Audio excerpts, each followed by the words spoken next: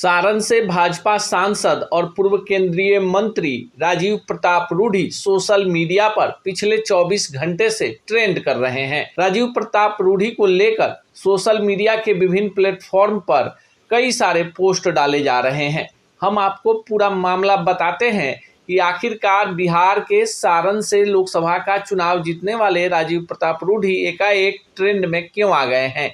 आपको बताएं कि दिल्ली में कॉन्स्टिट्यूशन क्लब के चुनाव में राजीव प्रताप रूढ़ी सचिव पद के लिए चुनाव लड़ रहे थे और उनके खिलाफ भाजपा के ही पूर्व सांसद संजीव बलियान भी उम्मीदवार थे। भाजपा इस चुनाव में दो गुटों में बटी हुई नजर आ रही थी और भाजपा के ही कई सांसदों ने राजीव प्रताप रूढ़ी के खिलाफ बयान भी दिया था। राजीव प्रताप रूढ़ी पिछले 25 वर्षों से कॉन्स्टिट्यूशन क्लब के सचिव पद पर चुनाव जीतते आ रहे थे। इस बार का चुनाव भाजपा बनाम भाजपा हो गया था। आपको बताएं कि इस चुनाव में सांसद, पूर्व सांसद, तमाम पार्टियों के जो सांसद होते हैं, जो इस क्लब के सदस्य होते हैं, वो वोटिंग करते हैं। ऐसे में वाम दल, कांग्रेस और तृणमूल के लोगों ने राजीव प्रताप रूढ़ी का साथ दिया। कहा तो यहाँ तक गया कि अमित शाह राजीव प्रताप रूढ़ी को चुनाव हराना चाहते थे और इस कॉन्स्टिट्यूशन क्लब के चुनाव के बहाने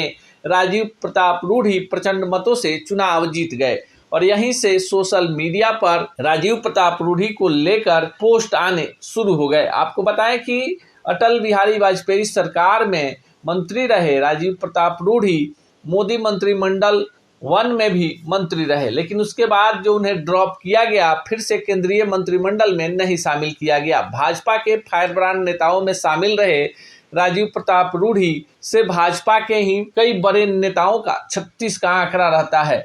सारण, जहां से राजीव प्रताप रूढ़ी लड़ते हैं, वो बिहार के पूर्व मुख्यमंत्री लालू प्रसाद यादव का प्रभाव वाला क्षेत्र है, जहां से राजीव प्रताप रूढ़ी लालू प्रसाद यादव, राबड़ी देवी और उनके परिजनों के खिलाफ चुनाव जीतकर आते हैं। ऐसे में राजीव प्रताप रूढ़ी को भाजपा ने वर्षों से दरकिनार कर रखा था। कॉन्स्टिट्यूशन क्लब के चुनाव जीतने के बहाने राजीव प्रताप रूढ़ी ने भाजपा के दुखती हुई रग पर हाथ रख दिया है। बिहार से भाजपा के 3 राजपूत सांसद हैं, पर किसी को भी केंद्रीय मंत्रिमंडल में स्थान नहीं दिया गया है। 40 सदस्यीय बिहार लोकसभा सीटों के आंकड़े में कुल 6 राजपूत सांसद हैं, जिसमें से 5 सांसद एनडीए के हैं, लेकिन किसी को भी केंद्रीय मंत्रिमंडल में स्थान नहीं दिया गया है। राजीव प्रताप रूढ़ी के बहाने बिहार के वैसे भाजपाई जो वर्षों से पार्टी में खुद को उपेक्षित महसूस कर रहे हैं, पार्टी के कोर सदस्य रहे हैं, उनका भी जोश दुगुना हुआ है। बिहार में 3 महीने के बाद विधानसभा का चुनाव है